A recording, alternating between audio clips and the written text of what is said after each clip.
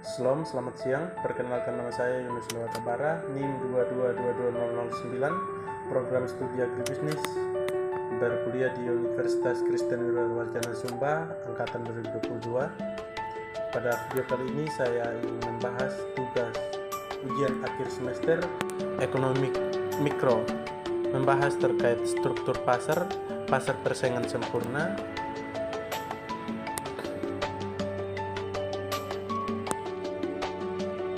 bab 1 pendahuluan. Pasar persaingan sempurna yaitu pasar di mana dalam suatu industri terdapat sangat banyak penjual maupun pembeli dalam produk yang diperdagangkan bersifat homogen sempurna.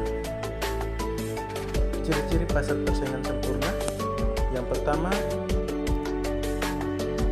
perusahaan hanya bertindak sebagai pengambil harga atau price taker.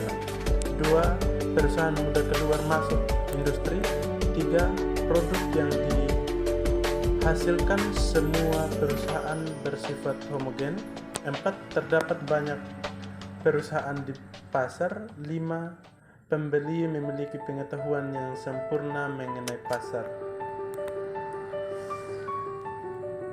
Yang berikut terbentuknya harga di pasar persaingan sempurna. Setiap perusahaan hanya bertindak sebagai pengambil harga atau price taker, bukan penentu harga atau price maker. Harga ditetapkan berdasarkan interaksi kekuatan penawaran atau supply dan permintaan demand pasar. Kebaikan persaingan sempurna: yang pertama, memaksimumkan efisiensi. Yang kedua, kebebasan bertindak dan memilih. Kelemahan persaingan sempurna: tidak efisiensi sebab teknologi mudah dicontohi dengan mudah. 2. Menimbulkan ongkos sosial. Agar tercapai efisiensi biasanya mengabaikan kepentingan sosial. Yang ketiga, membatasi pilihan konsumen sebab produk homogen. Yang keempat, biaya produksi mungkin saja lebih tinggi, tidak menikmati skala ekonomis. Dan yang terakhir, tidak selalu meratakan distribusi pendapat. Bab 2 pembahasan faktor-faktor yang membedakan bentuk pasar. Yang pertama itu ciri-ciri barang yang dihasilkan. 2. Banyaknya perusahaan dalam industri. 3. Tingkat kesulitan perusahaan baru dalam memasuki industri. 4. Besarnya kekuasaan perusahaan di dalam pasar. Berikut saya menjelaskan bentuk-bentuk pasar. Ada 4. Yang pertama, pasar persaingan sempurna. 2. Pasar monopoli. 3. Pasar persaingan monopolitik. Dan yang keempat, pasar oligopoli. Saya akan menjelaskan.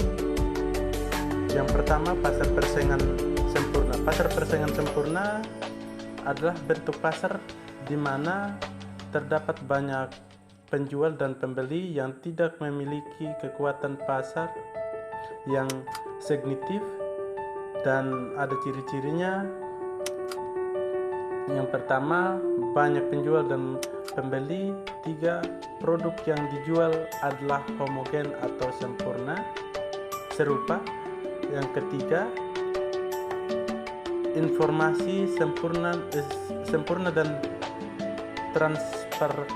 transparatif. 4. Tidak ada hambatan masuk atau keluar pasar.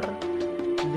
Tidak ada pengaruh individu dalam menentukan harga. Contohnya, pasar persaingan sempurna adalah pasar komoditas seperti pasar gandum atau minyak mentah. Yang kedua, pasar monopoli.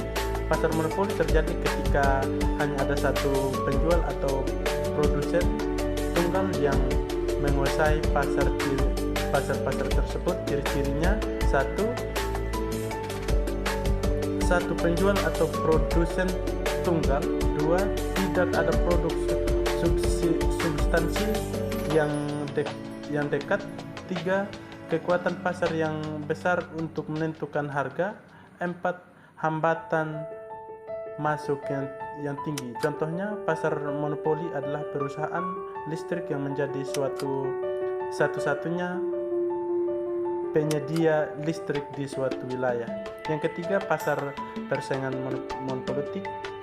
Pasar persaingan monopolitik adalah bentuk pasar di mana terdapat banyak penjual yang menawarkan produk yang berbeda-beda secara sedikit.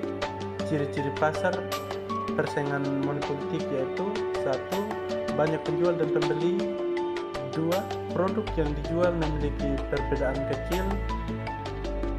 3, diferensiasi produk melalui barang, kualitas, atau iklan. 4, beberapa kekuatan pasar untuk menentukan harga. 5, hambatan masuk yang relatif rendah.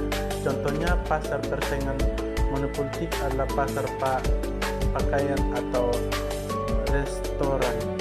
Yang keempat, pasar oligopoli. Pasar oligopoli terjadi ketika hanya ada beberapa penjual yang menguasai pasar. Ciri-cirinya berikut: 1, hanya ada beberapa penjual yang dominan. 2, produk yang dijual bisa homogen atau diferensiasi. 3, kekuatan pasar yang signifikan untuk menentukan harga. 4, hambatan masuk yang tinggi. Contohnya, pasar oligopoli adalah industri otomotif atau telekomunikasi. Yang berikut 3 kemungkinan posisi kegiatan perusahaan jangka pendek. Yang pertama, memperoleh laba normal atau melebihi normal. Yang kedua, merugi tetapi dapat menutup sebagai biaya tetap. 3, merugi dan menutup usaha terus untuk poin. Perusahaan dan industri jangka panjang. Di sini ada 3 juga. Yang pertama, semua faktor produksi bersifat variabel. Yang kedua, jika dipandang industri menguntungkan, banyak perusahaan baru yang masuk. 3, perusahaan yang tidak efisien akan meninggalkan industri. Yang berikut bab 3, kesimpulan. Di sini saya ambil kesimpulannya: struktur pasar persaingan sempurna adalah suatu kondisi di mana terdapat banyak produsen dan konsumen produk homogen atau seragam, akses mudah ke informasi, dan tidak adanya hambatan masuk atau keluar dari pasar. Beberapa ciri-ciri utama dari struktur pasar ini melibatkan persaingan yang sangat kuat di antara produsen sehingga harga ditentukan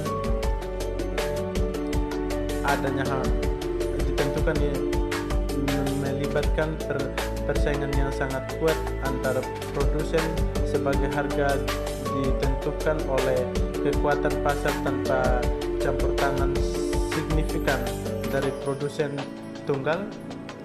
Dalam struktur pasar persaingan sempurna, mekanisme pasar bekerja untuk menentukan harga dan kualitas barang dan jasa. Produsen dan konsumen bertindak sebagai price taker atau pengambilan harga, yang berarti mereka hanya menerima harga pasar yang telah ditetapkan oleh mekanisme pasar. Sekian dari penjelasan saya, semoga bermanfaat dari teman-teman. Bila ada kata atau penyampaian kata yang tidak sempurna, mohon dimaafkan dan dimengerti. Sekian dan terima